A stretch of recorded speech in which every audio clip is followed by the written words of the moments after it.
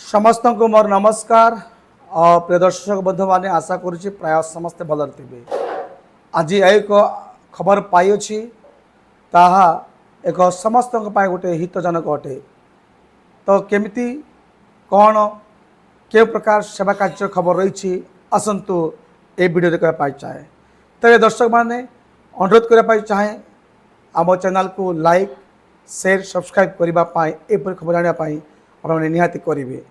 तेज आसतु कौन खबर रही तेबे प्रिय प्रमुख लोक बारे बर्तमान ए चलित मासर अंतिम समय रे उत्कल बाप्टिस्ट मंडली छलीगढ़ छलीगढ़ मंडली रे एक सुंदर प्रार्थना मीटिंग आयोजन होगा जाऊँगी। सुंदर प्रार्थना मीटिंग आयोजन मध्य एक सुंदर परिवेश होगा जाऊँगी। तो छलीगढ़वासी मान से आखपाख मंडली शाखा मंडली एक शुभ संदेश आनी। तो तेरे आसतु प्रार्थना मीटिंग केबे हेबो केउठारे हेबो क्यों तारीख क्यों तारीख पर्यंत हेबो प्राय केते दिन हेबो ए संपर्क में यही वीडियो रही। तेरे शुणु प्रिय दर्शक बंधु मैंने उत्कल बाप्टिस्ट छलीगढ़ मंडली यह एक चिठी प्रकाश करी। तो यही मास अर्थात चलित मास 29/9/2025 ठारो आसंता मास अर्थात 3/10/2025 पर्यंत एक प्रार्थना मीटिंग आयोजन होइछि छलीगढ़ मंडली द्वारा। तो निश्चित भाव में एक खबर शुणु आनंद ग्रहण करंतु। उक्त प्रार्थना मीटिंग रे जिते निमंत्रित शाखा मंडली मंडली व्यक्तिगत निमंत्रण समस्त योगदान देवाई प्रयास करंतु।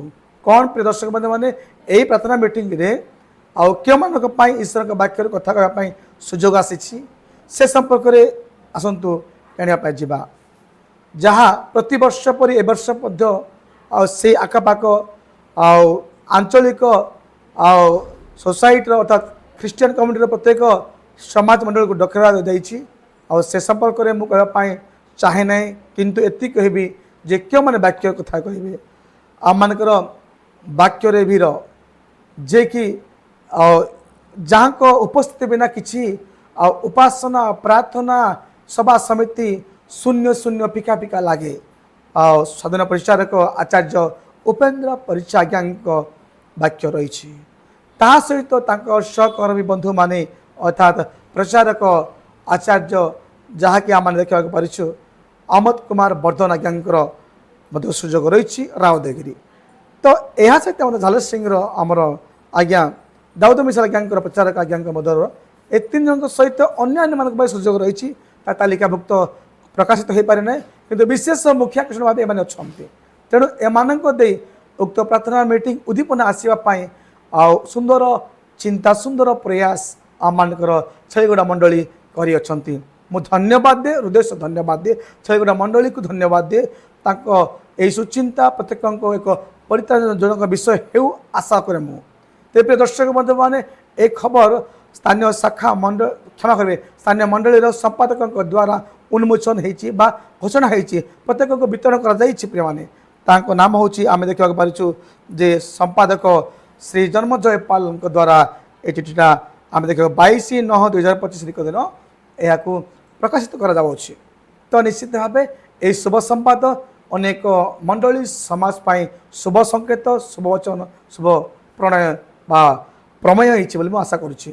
तो निश्चित भाव आपने पाई शुणी उक्त सभा उक्त प्रार्थना मीटिंग योगदान देके आत्मारे परिपूर्ण ही तेबे यही समस्त शुभ खबर नहीं आपण माने उक्त मंडलीर आशा को पूर्ण करवा हेबे मध्य निज व्यक्तिगत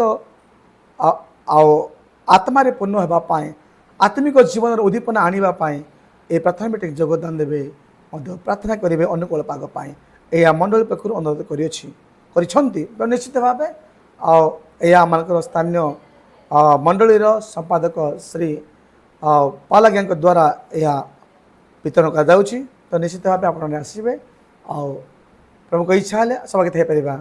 तेणु शुणु जानतु ग्रहण करूँ योगदान दिंतु। रही नमस्कार धन्यवाद।